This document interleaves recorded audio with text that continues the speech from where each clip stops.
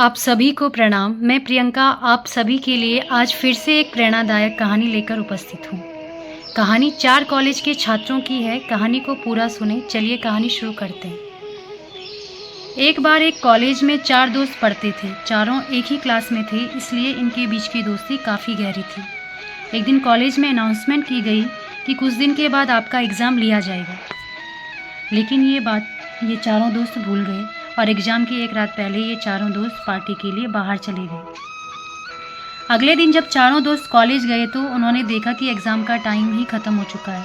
तब इन चारों दोस्तों ने एक प्लान बनाया और कार का ऑयल अपने कपड़ों पर लगाया और अपनी प्रिंसिपल के केबिन में जाकर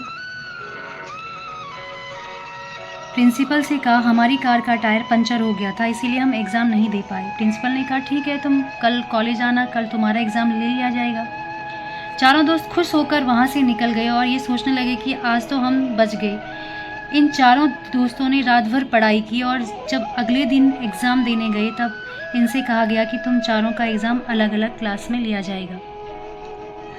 चारों दोस्त अलग अलग क्लास में जाकर बैठ गए, लेकिन जब इनके हाथ में क्वेश्चन पेपर आया तब इनकी आंखें खुली की खुली रह गई, क्योंकि क्वेश्चन पेपर में सिर्फ एक सवाल लिखा था कि कार का कौन सा टायर पंचर हुआ था। चारों दोस्त हैरान हो गए। तब उनको अपनी गलती का एहसास हुआ।